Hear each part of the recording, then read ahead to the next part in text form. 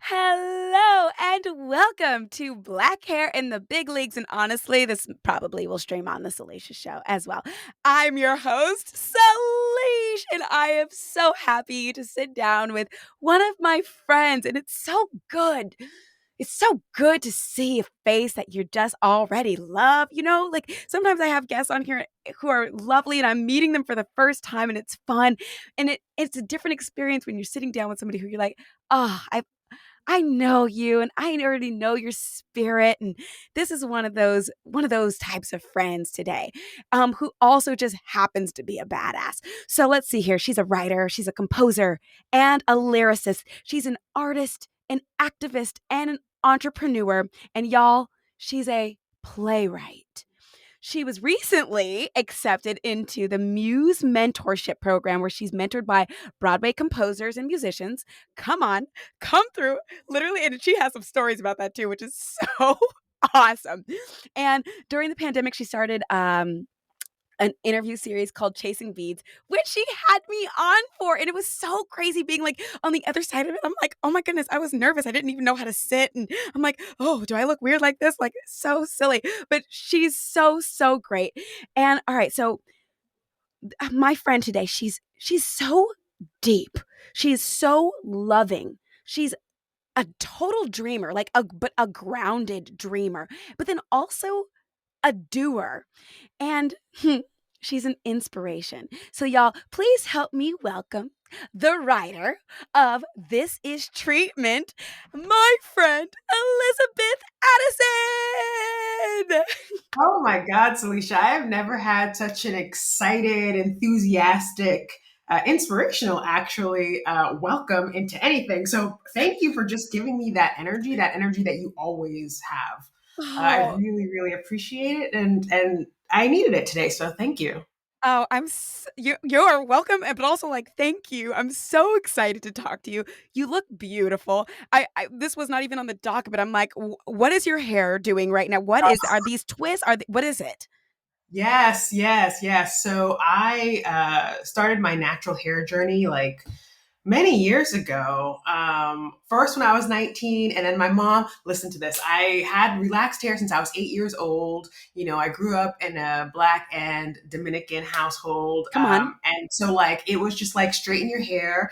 And so, for the longest time, all I knew was relaxed hair. And then at 19, something happened, and I was like, let me shave it off. And so I called my mother after, and you know what happened? She hung up on me. No. I And think my so, mom would do that as well but to this day. the attachment to hair is interesting, and also the lack of knowledge around my type of hair, my natural hair as a Black woman and as an Afro Latina, like not understanding what that Mm. relationship, and how, like, when I had the long straight hair, it was like, oh, guys like me more, some girls like me more, and then Mm. shaving my head, and then also being like called a he, and like being just sort of like misunderstood, and feeling as though my beauty was so wrapped up in my hair. It was really interesting to go through this journey, and then I had relaxed hair again for a little while, and then maybe 10 years ago I was like, no. And so I kind of just like have been going natural ever since. But what has been challenging is figuring out what to do with my hair and how to do natural hair, because it's liberating to shave off your hair, and I've done it millions of times, and it's liberating to have a fro and all those sorts of things. But like, I still didn't quite understand how to do my hair in a way that was cost effective, and a way that lasted long periods of time, and that Yeah. felt manageable to me.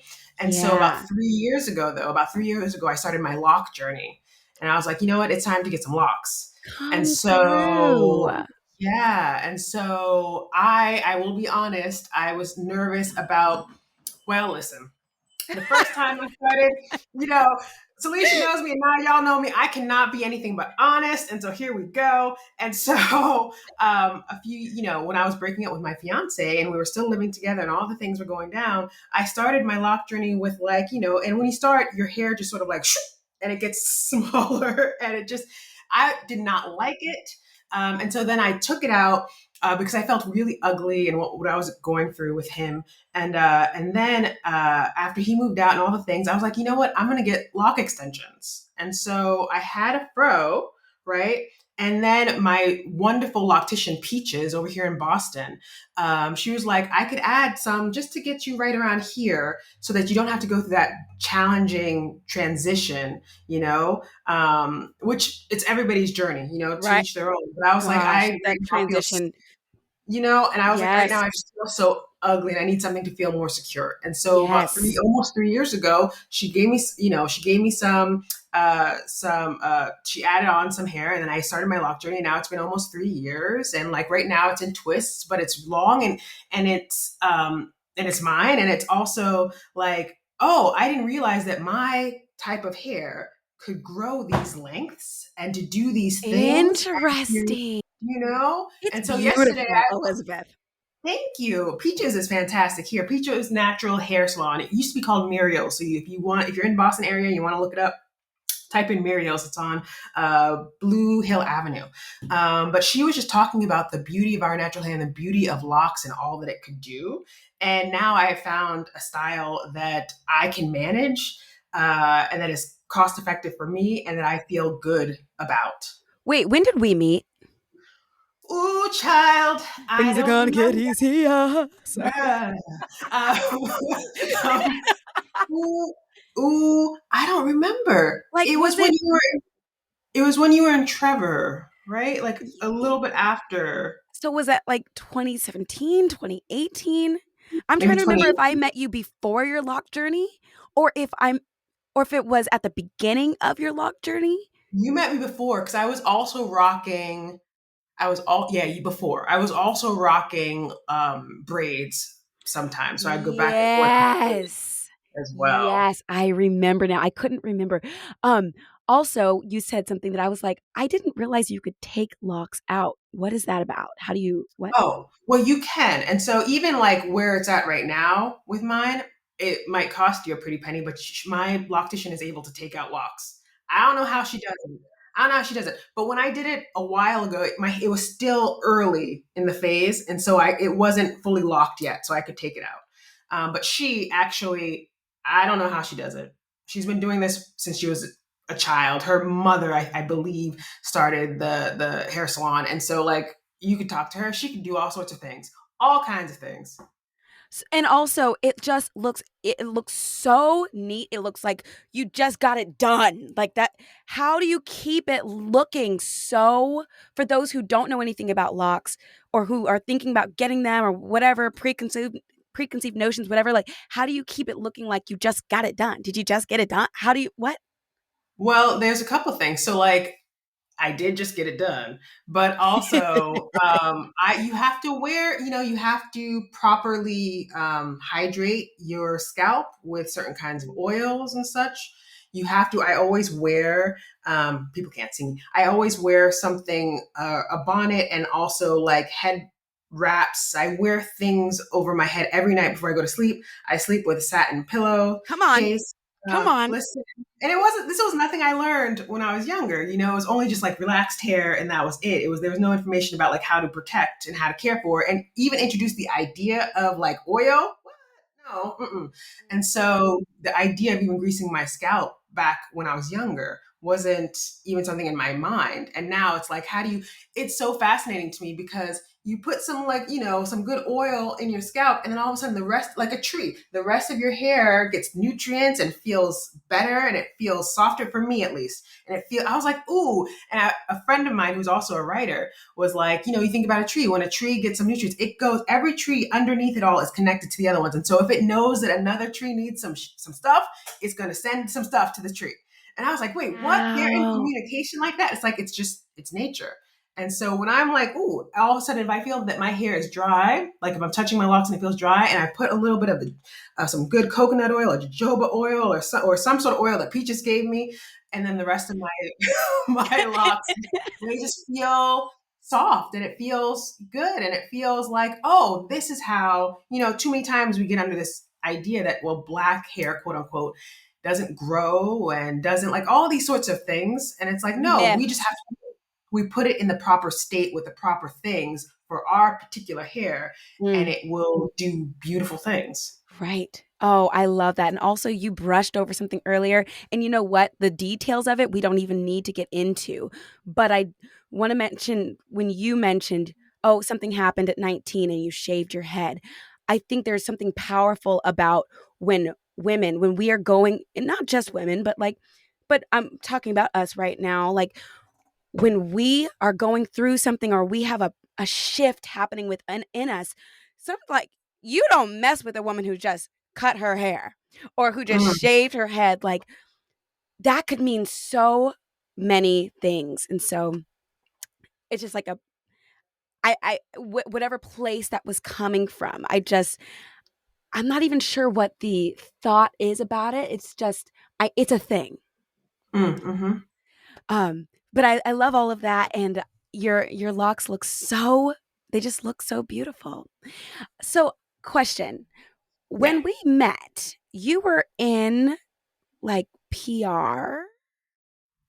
I There was an idea for the Trevor musical that just didn't work out. Things like that happen, where they were looking to sort of do some social media stuff, do some sort of things that would sort of help get more eyes on the musical, and just sort of help do some different social media things that just might engage the audience a little bit more. And so there were some ideas around creating video and sort of like different types of content for their website, to help sort of get more eyes on the piece. And so I So, was sort of helping with that. were you also writing at that time?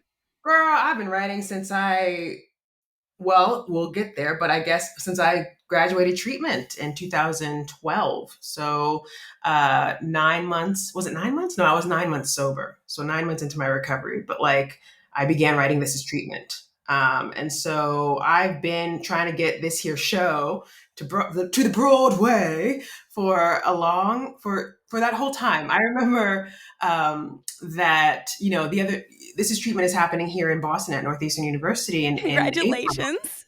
Thank you.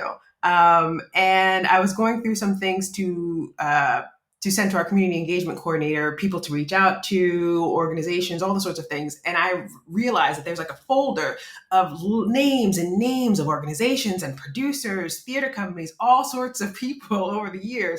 I forgot how hard and how much I worked to try to get anybody in the Broadway world to actually care about my musical.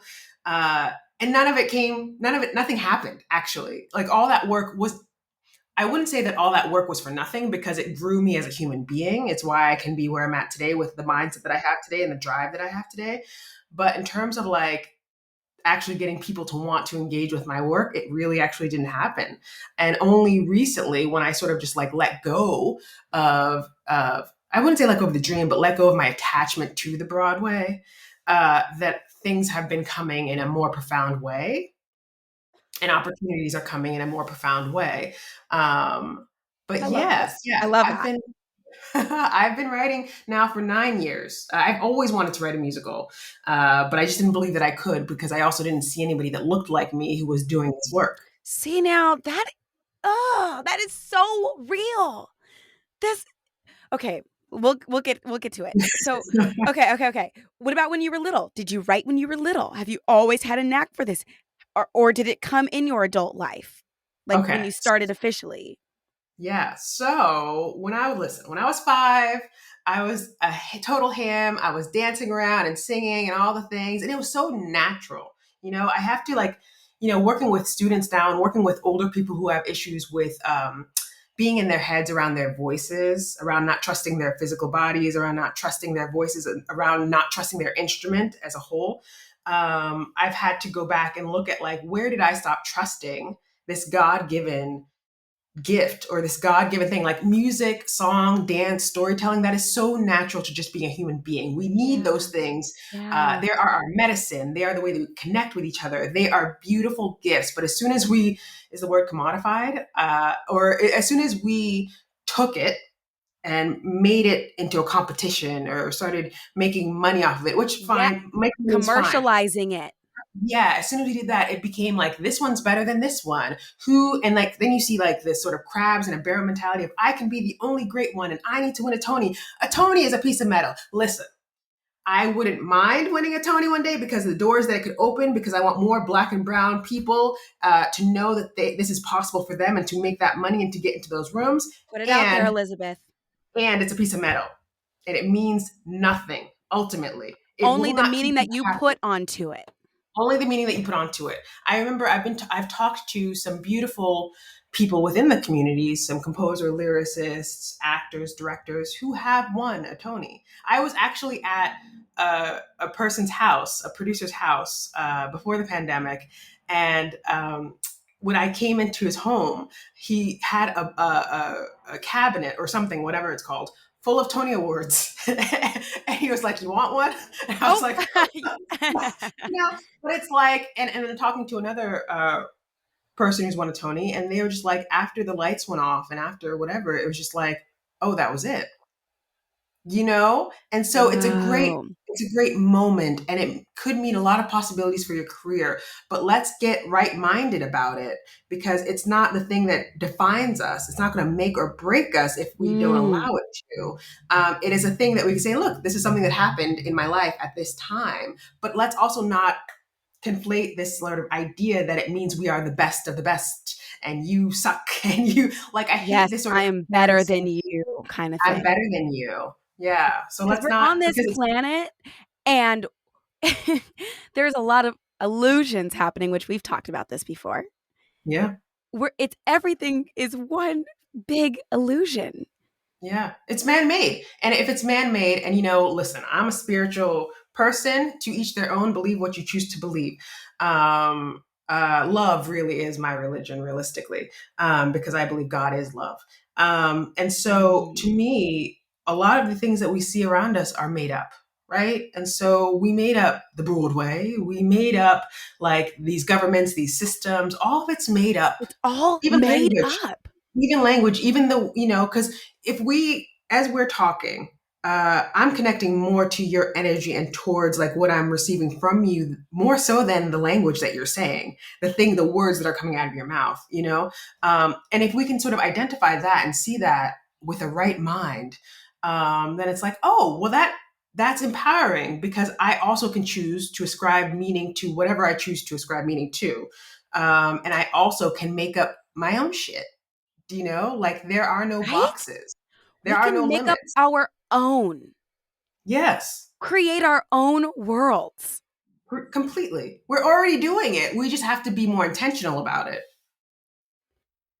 We can like we see people who are rich and famous and on the TV like making these creations in a very big way, and we're like, oh, it seems like so far away, but you're right, we can also create our own world.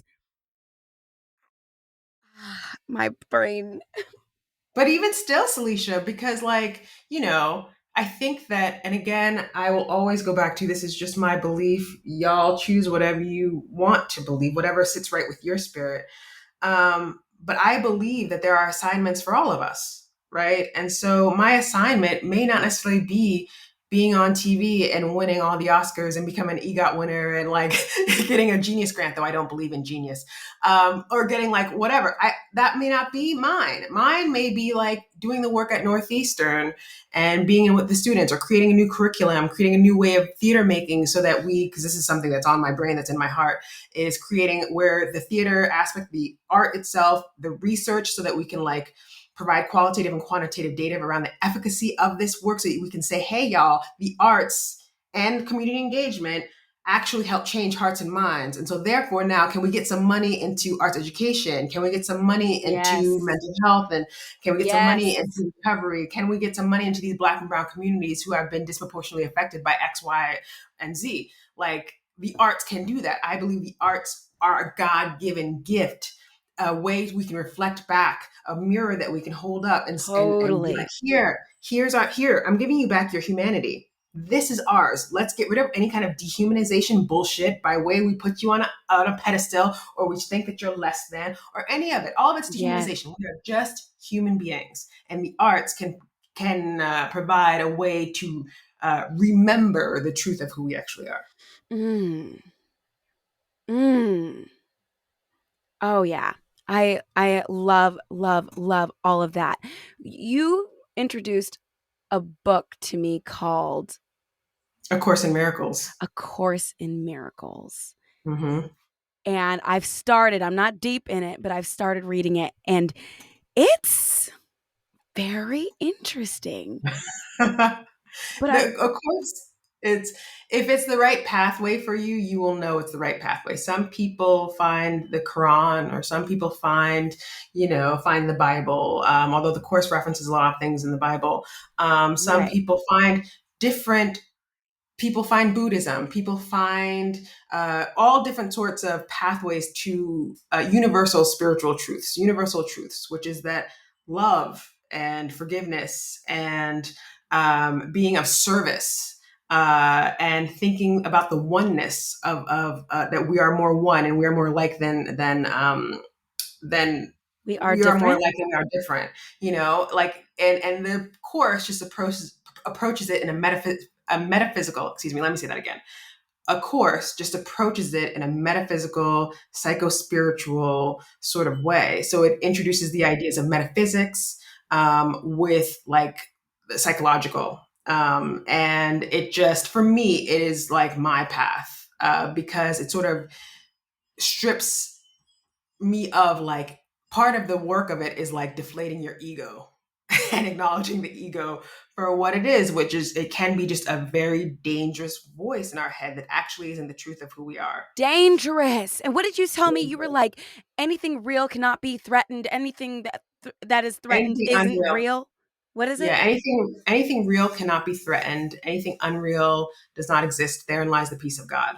That is the opening of the thing. And so it's not it's sort of like, and it talks a lot about atonement, and it talks a lot about like sort of we have to look at all of our shit, right? We have to get really investigate and look at our thinking and our behaviors and all those sorts of things, and then get rid of all the things that keeps us away from the truth of who we are. And the truth of who we are through the course is that we are children of God, and that we are love, right? And that we are here for each other. We're here to be in community with one another, and to get rid of anything within ourselves, or to be able to at least look at it so that we can move from the darkness into the light, understanding that at our core, at the very core of who we are, which is spirit, right, is love and innocence. And if you look at everybody in the world, it's like the course would look at it as like, it's a calling. When you see fear, when you see attack, when you see judgment, when you see anxiety, when you see all this stuff, at the root, it's a call for love,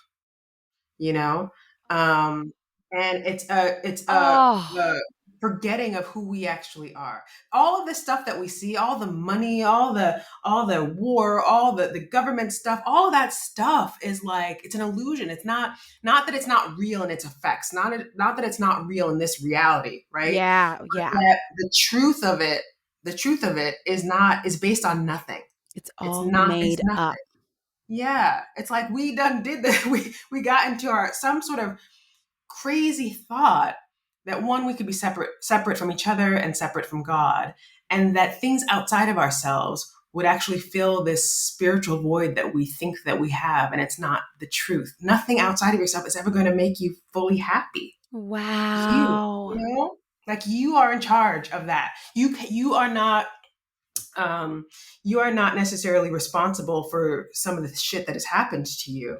You know what I mean? Wait, I Like want to you're not. pause right Oh, there. sorry. You said no, no, you just said something that is so real. Like, I just got engaged literally days ago, and I have dated all over, like literally all over the country. And there was something, I had a void for most of that. And it's funny Mm, how when I wasn't whole, I couldn't find anybody else who was like, it just yeah. never felt like all the way fulfilling. And when Andrew came into my life, like, he is very self-sufficient. He don't need me. And guess what? So am I don't need him. Woo! And I'm we've got getting chills. two whole people who have found, like, it has taken me 30 years to find this within me, but like, when you find that, like, it's coming from within. I finally attracted somebody to me who, it's like, let's be happy. We don't like need anything from each other, but we just choose to love each other. It's like That's it. something That's very, it. yeah, something powerful with that. Well, Finding because it within. in a course, it would talk about like you just as you are whole, perfect, and complete, right? Like at the very core of you, you're whole, perfect, and complete, right? So you don't need anything. You need nothing, right? And when you need nothing, it's almost like saying into the universe, like, oh, I have everything I need. And so the universe will keep providing everything that you need in terms of Yes. because you have it. It's the law of attraction stuff Yes. too, Yes. right? The course would talk about it in terms of like, and I am early in my course study, so those anybody that listens that has been on the journey for a long period of time, I may, I'm still only like a year and a half in. But it would talk about like our ability to create as God, right? We are created in His image, right? And so we can create the world. We can extend our love. We can, but we can also use it in service of that which isn't true. Do you know what I mean? And so Mm. it's sort of like, and again, I go back to we are not responsible for some of the things that have happened to us, but we are responsible for our own healing, right? We have to be. That's the place of power. Staying in victimization, staying as though look at what the world has done to me. That will only keep you there, right? And I'm saying this as a person in long term recovery from substance use disorder, addiction, and mental health issues. And I'm coming up on my 10 years of recovery in Wow. April. And this has been a Congratulations. long, thank you. This has been a long journey of self discovery, of like really going inward. It's been very hard, from traumatic childhood to the trauma of addiction to like all these sorts of things. And it's like, I am not fully responsible, for a lot of things. And I am responsible for Elizabeth today. I'm responsible for my experience in this thing called life, right? I'm responsible for how I react, how I respond, how I show up. I cannot leave my well being in the hands of anybody else. It is mine. How much of this is in what you wrote? This is treatment. And are Woo! have you ever been like afraid to like share it? Like Well, you know this what? is vulnerable. This is like like this is real stuff. Yeah, I mean, so this is treatment is a story about the roller coaster ride that is addiction treatment, and it is loosely inspired. It is inspired by my time of treatment. I lived at a treatment facility here in Boston for 1 year. I went, I went away, and because my drug of choice is alcohol, and alcohol is everywhere, right? Um, Everywhere. everywhere. And we have this weird idea that it's not as dangerous as it is, but it's such a dangerous drug. It's the one drug that when you're detoxing, you could die from. The same as not the one drug, but benzodiazepam and alcohol are the ones you can die from if you don't properly detox. Alcohol affects all the parts of yeah, alcohol affects all the parts in your body. Like it just hits everything. And so I was dying by the end of my addiction. I knew that if I didn't stop, I would be dead by 30 because I was drinking so much. I was drinking almost a gallon every like 2 or 3 days of vodka, Oh, right? okay. I was drinking a lot. Oh my Yeah. And gosh, you can drink us under the table. That's my body was failing, right? And so a voice in me, so I wanted to be, I wow, wanted to be Elizabeth. I wanted to be like Lin Manuel Miranda. Okay, so in 2010, the documentary for the In the Heights for In the Heights came out, and I would watch it like in the darkness of my room, like all the lights were out, the blinds were drawn, and I had my bottle of vodka, and I would watch this, and on the days where I was coherent enough or like able to like actually because I blacked out a lot. I blacked out practically every day, I can't and even so picture this. it's I've interesting not enough. met this person. Right, right. And like if you would have, which makes me sad for the way that we treat some folks and call folks out when it's just our ego sort of going crazy. When people are sick, they need compassion and kindness and understanding. And though you may have to like keep them at an arm's length, uh, kindness and compassion can go a long way. I was called sick. I was called crazy. I was called all sorts of names. And then that just contributed to my own delusion, my own illness of like, I'm just sick, I'm just an alcoholic, I'm just this, I'm just that. And I was literally going crazy. I was hearing things, I was having night terrors. I was like, my body was failing me, you know, I looked like I was going to die soon. Um, and so, but the dream as a child, when I was so, I took piano lessons at 5. I wasn't really good at any of it. And then, like, I sang and danced. And I took dance class. And then, when I was 13, I saw Rent. And Rent Come on. made me think that I wrote a song about it. Rent made me it planted the seed of like, oh, you want to do this one day, but you're going to write a story about your life. And at the time, we were experiencing really challenging things at home because my father's addiction was out of control and it was just really, really a bad time. And so it made me go, you're going to write a show about your life. But I thought it was going to be about that specifically. I didn't realize that I was going to end up becoming an alcoholic and having to go through what I went through to then find my story. Whoa. Yeah. And so, but watching that In the Heights documentary was like, you want what that guy has, you know, and nobody knew Lynn in the way that they know him now. But you want what he has and all those other people have. And if you don't get sober, if you don't get well, you will never have it. And so it took a little bit of time. It was like a year after I was introduced to that documentary and watched it a zillion times that I finally went to treatment because I wanted to be like him. And though I didn't, you know, in getting sober, the voice of doubt is still like, wait, you actually can't do that. You can't write a musical. Maybe you can figure out how to write a play. I had never written a play. I had never written a musical. I had never written a friggin' song, right? Oh my gosh. So I mean, and also like I didn't go to college and I didn't do good in school and I didn't like do well in any kind of, you know, music or act. Well, I did okay in acting but like voice, any of the things that I'm doing She now. said, well, I was okay at acting. I was okay at acting. But like I just, you know, everybody else was so much better than me and so much more talented than me and all this stuff. And so when I decided to write the musical, I decided to write it in February of 2013.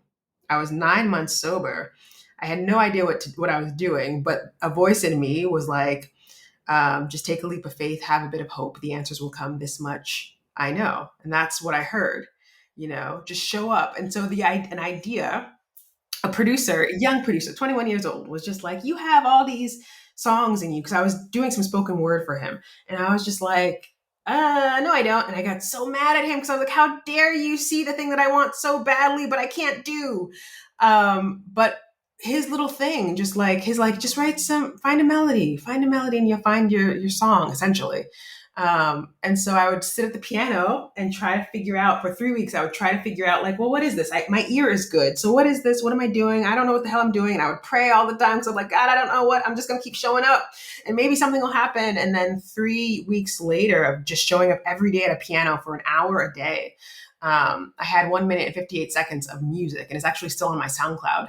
And it was just music because that's how it comes to me first. Music opens up the world to me. I can only fully, truly see when I'm playing music, right? Like that's when the world comes alive. So even in rehearsals right now, I'm like, we're talking about blocking because I'm co-directing the musical with my friend and colleague. And I'm like, wait, we got to play some music. We got to play the music so that I can fully see it. And I had 1 minute, 58 seconds, and I ran around the studio that I was at where I was playing the piano, and somebody that worked there listened to the music, and they said that it was good. And because they said it was good, I'm where I'm at today because somebody gave me permission. 2 people in the span of like 1 month gave me permission. My gosh. And I listen to it now. And when I go to my SoundCloud, if I listen to that 1 minute, 58 seconds, I'm like, damn, Elizabeth, from that thing, you thought you could do all of this. I was like, yep. Somebody gave you permission, which in retrospect, do you still like, you don't need. No, but like, here's where I think God shows up. I'm like, if you have enough awareness and if you are like listening, right? God will put people into your life, even if for a moment. The thing that I was writing for that producer, it never panned out. I was actually too old to participate. They just didn't realize I was too old to participate in the program that he was doing. But that day that he told me X, Y, and Z, that was God being like, here you go. He's put here for a reason, and now he's gone. Like after that, there was like hardly any like anything. It was just like that moment. And being in that dance studio, because I volunteered at a dance studio, I was like, I need to be around more artists. Was like I wasn't around like musicians, other than like African drummers, and I wasn't around vocalists, and I had such problems with my voice. I was around just dancers, and so I could go into a studio and not feel any type of way, not feel nervous about what I was doing. I was just playing the piano, you know, and like that gift of finding that space where I can go to and meeting some of these people. It was just like, oh, here, I'm giving you what you need to start this journey that will forever change your life. Mm, this is Mm-hmm. so beautiful. So you're putting this musical up right now. Yeah. How's it going? Yeah. So it's interesting that like I said to the cast and I said to my colleague the other day, I'm like, it's so interesting to like still not have like any college degree, still not really be particularly like I send my music to somebody and they transcribe it for me because I don't notate, right? I've just gotten GarageBand, and so now I'm like, ooh, I hear all these things, woohoo!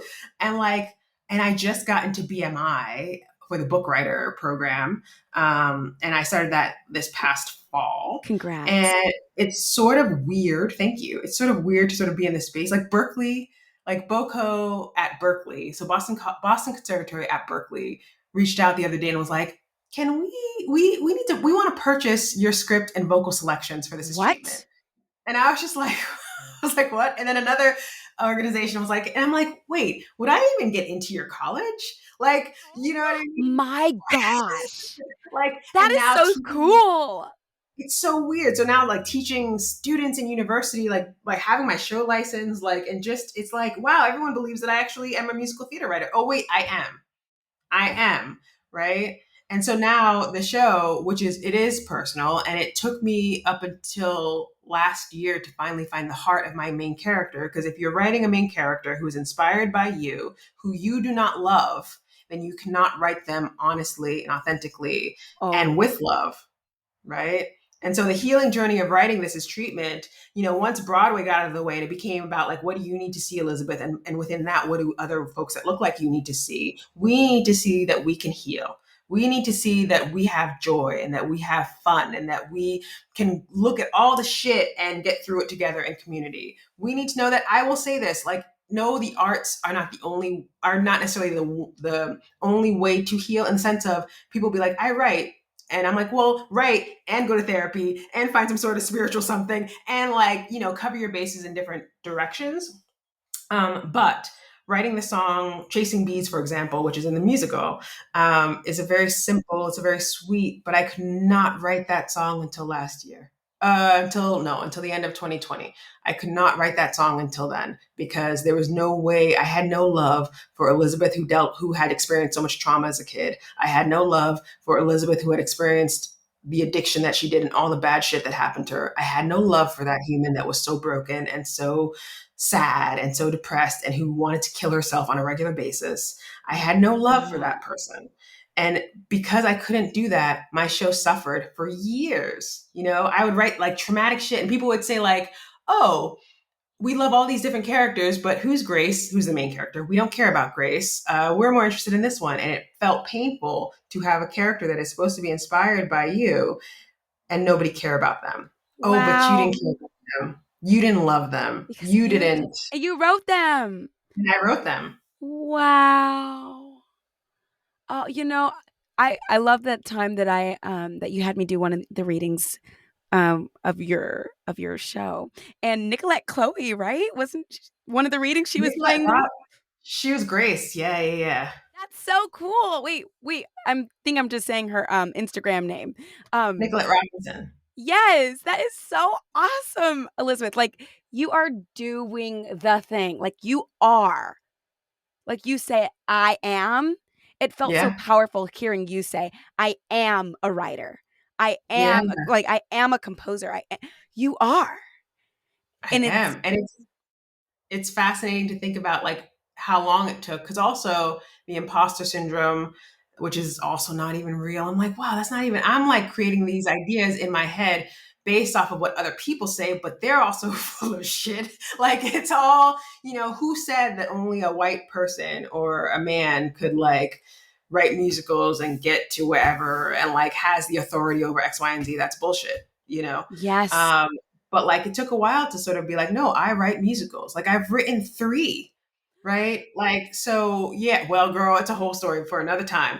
But like, this is what I do, and I love it, and eventually I'll be a teacher, and I'll end up being probably an expressive arts therapist, because I love utilizing the arts in this way and spirituality in this sort of way, to sort of help others find their own voice and find their own way.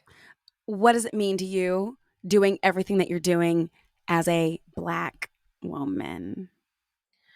Well, I will say that like it's interesting because, you know, now, okay, I have a bunch of different feelings because on one end, people will say, oh, this Black show written by this Black woman. And in a way that feels like they're sort of putting me in like a box of sorts, like that, like how about it's just a human story written by a person who happens to be Black, right? Like it's just a human story that Love happens to have that. a main character who's Black, you know? And so for me, I'm always thinking about like what are ways to further bring us together and stop this whole culture of dehumanization by where you're either putting me on a pedestal or you're putting me like as less than. Either I'm superhuman or subhuman. How about I just be human? You know? Because I don't wake up every day and go, oh my God, I'm Black.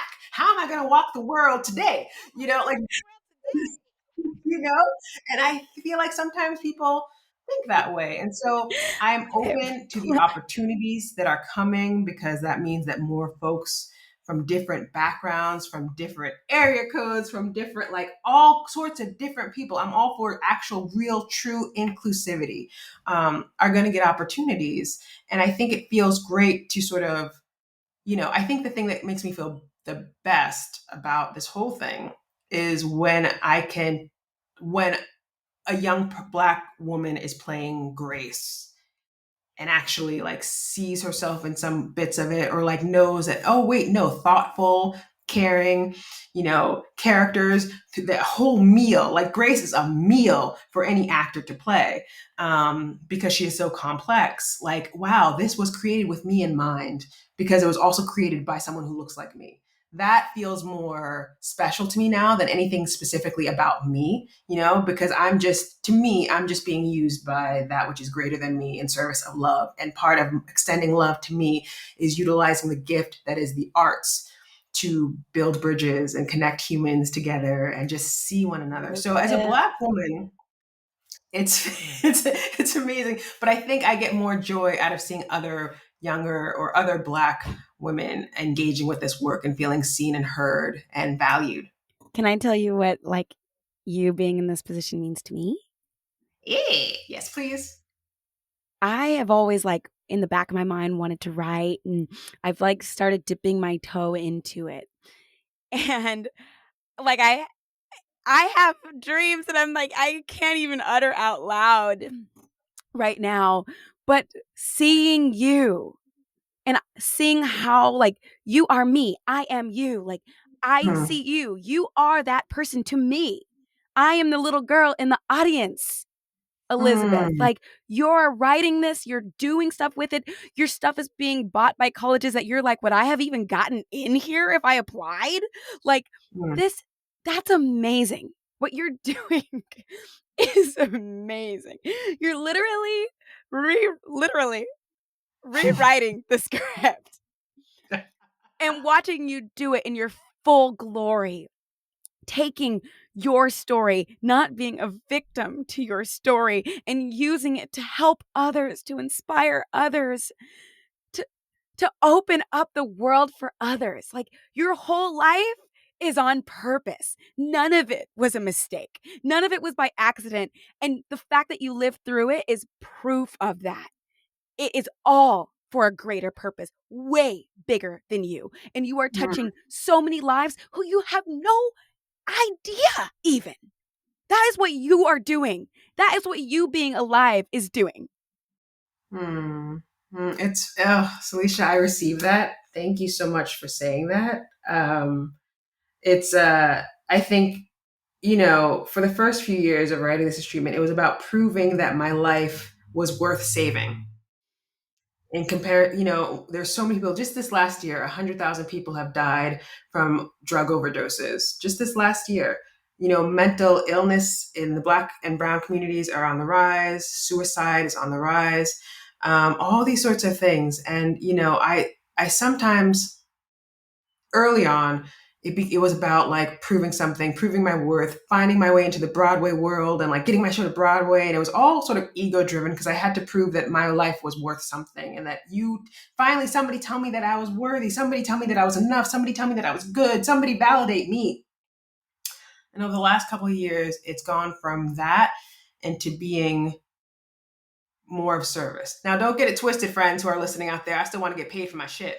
But but it's become more than that. I get to be used in a way that for me feels more right, feels more spirit led, God driven and guided, love led. May loving thought prevail is my prayer almost every day, and may I be used. Use me for the greater good. And if I'm getting emotional. If my art can be that and can help heal the world in some way. I have no idea what the ripple effect of this work will be, but it feels so much better and it feels so much more divine to say that I'm being used in service. It is not about my ego. It is not about getting someplace and people loving and adoring me and like clapping for me and getting awards. It's like, no, will the next one see this and be able to feel like I can do it too, whatever way that looks like for me, you know?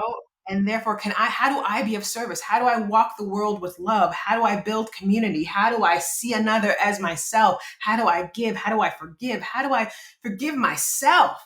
How do I just sort of walk in the light, understanding that the darkness may be there, but I don't have to live there? Mm. Elizabeth, I love you so much, and I have enjoyed you so much. Thank you for coming on. How can people find you? How can they find your work? You can follow me on Instagram at elizabeth.addison3. You can also look at the Facebook This Is Treatment LLC page. And you can also email me at elizabeth.addison@thisistreatment.com. Love it. Um, Thank you so much. I Thank just you, love getting Salisha. to talk to you. You touch my heart every time we talk. The feeling is mutual. I'm so grateful for this experience today, Salisha. It really made my day. So thank you. Mine too. All right, see ya. Bye, Salisha.